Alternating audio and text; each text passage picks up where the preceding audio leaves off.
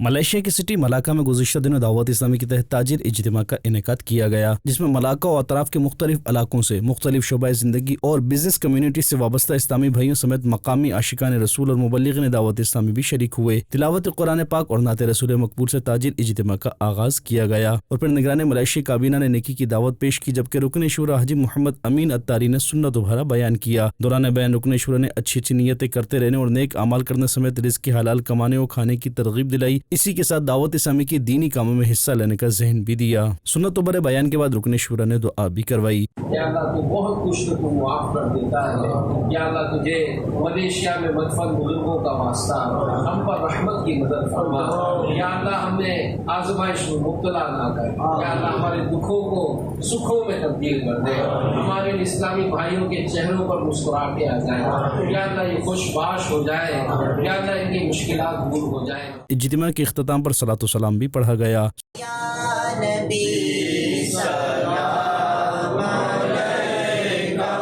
سنت بھرے اجتماع کے بعد رکن شورا کی اسلامی بھائیوں سے ملاقات کا سلسلہ بھی ہوا۔ ادھر ملائیشیا کے دوسرے سٹی سیلنگور میں بھی تاجر اجتماع کا انعقاد کیا گیا، جس میں سیلنگور سٹی کی بزنس کمیونٹی سے وابستہ اسلامی بھائیوں سمیت دیگر علاقوں سے بھی عاشقان رسول اور مبلغین دعوت اسلامی شریک ہوئے، جس میں رکن شورا نے سنت بھرا بیان کرتے ہوئے حسن اخلاق اپنانے اور ملاقات کے وقت گرم جوشی سے مسکراتے ہوئے ملاقات کرنے کا ذہن دیا۔ ہاتھوں ہاتھ اسلامی بھائیوں کو مسکراتے ہوئے ملاقات کرنے کا عملی طریقہ بھی کروایا۔ دوران اجتماع رکن شورا نے اسلامی بھائیوں کے سلسلہ عالیہ قادریہ رضویہ اتاریہ میں داخل کر کے امیر اہل سنت کا مرید بھی بنایا، جبکہ رکن شورا نے دعا بھی کروائی۔ اللہ کو معاف فرما، یا اللہ ہم سب کی مغفرت فرما، ہمارے ماں باپ کو بخش دے، ہمارے بھائی بہنوں کو بخش دے، اے بار کریم سب پر رحمت کی نظر فرما۔